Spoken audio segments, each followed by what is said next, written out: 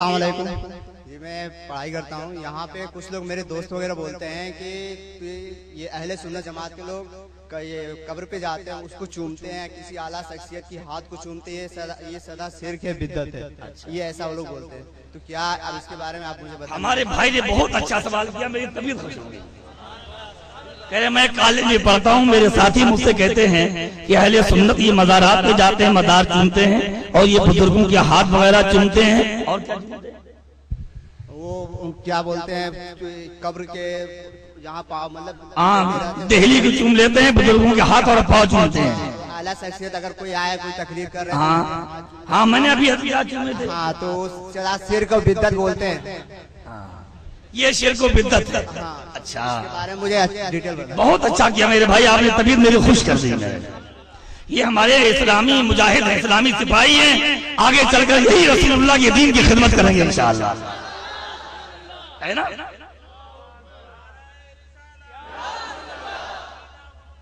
زندہ باد زندہ باد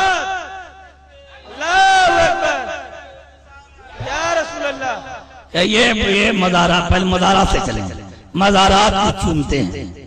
یہ شرک ہے پہلے اسے آپ یہ پوچھئے شرک کہتے کس کو ہے سب سے پہلے جب وہ کہے شرک ہے تو اسے کہیے شرک کس کو کہتے ہیں اس کو آپ غور سے سب لوگ سن لیں اللہ تعالیٰ کی ذات یا اللہ کی صفات میں کسی مخلوق کو شریک کر دینا اس کو شرک کہتے ہیں مثلا ہم کو پیدا کرنے والا اللہ ہے اگر ہم کہہ دیں گے پیدا کرنے والے غوث اعظم ہیں زندگی اور موت کا مالک اللہ ہے میں کہوں میری زندگی اور موت کا مالک میرا پیر ہے اور زندگی اور موت کو میرے پیر نے پیدا کیا ہے تو یہ شرک ہے عبادت کے لائق صرف اللہ ہے سجدہ صرف اللہ کیا جائے گا اور کسی کو نہیں کوئی کہتے کہ میرا پیر سجدے کے لائق ہے تو یہ شرک ہو جائے گا اللہ کی ذات یا صفات میں کسی کو شریک کر دینا اس کو شرک کہتے ہیں جب بندہ ایک ایمان والا مزار پر جاتا ہے اور حاضری دیتا ہے جاہل سے جاہل مسلمان ہوں وہ اللہ کا ولی ہی سمجھتا ہے اللہ نہیں سمجھتا اللہ کا ولی ہی سمجھتا ہے اللہ نہیں سمجھتا ہے جب اللہ نہیں سمجھتا ہے تو شرک نہیں ہو سکتا بات سمجھیں میرے بھائی اچھا رہ گیا کہ چومنا تو چومنے سے شرک ماں باپ چھوٹے چھوٹے بچے ہوتے ہیں نا پیار میں بچے کو چوم لیتے ہیں تو شرک ہو گیا نہیں تو بولتے ہیں کہ وہ سر جھکا کے بالکل سجدے کے ہاں سر جھکانا بالکل سجدے کی طرح ہوگا ان کا دیکھو کسی شاعر نے کہا ہے سر جھکانا فرض ہے بے شک خدا کے سامنے اور سر اٹھانا کب روا ہے مصطفیٰ کے سامنے بے شک سبحان اللہ سبحان اللہ سبحان اللہ تو متقن سر جھکانا ہی ناجائز و حرام نہیں ہے بھائی ظاہر بات ہے چھوٹا تو بچہ ہے اور جب اس کو چومے گا اس کی پیشانی کو جھکنا ہی پڑے گا اللہ کے نبی نے حضرت فاطمہ کی پیشانی کو بوسا دیا حدیث شریف میں ہے اس سے پتا چلا کہ محبت سے چومنا شرک نہیں ہے ورنہ رسول اللہ نہیں چومتے بات ہے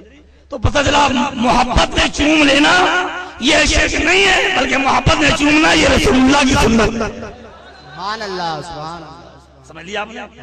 تو ہم جو چوم لیتے ہیں ان کی دہلی کو ولی کی محبت میں چوم لیتے ہیں اور ولی کی نسبت کو چوم لیتے ہیں دیکھو ایک لکڑی ہے اس کے 4 دروازے بنائے ایک کعبے میں لگا دیا ایک بیت المقدس میں لگا دیا اور ایک آپ نے اپنے محلے کی مسجد میں لگا دیا اور ایک دروازہ اپنے گھر میں لگا دیا چاروں دروازوں کا مرتبہ الگ الگ ہو گیا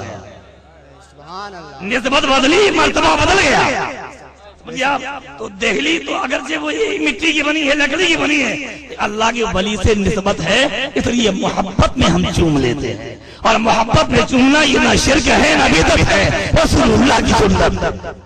سبحان اللہ سن لیا یہی بات ہم ان سے بولتے ہیں لیکن وہ ماننے کو تیار ہی نہیں ہوتے ارے ابو جہل نہیں مانا یہ کیا مانیں گے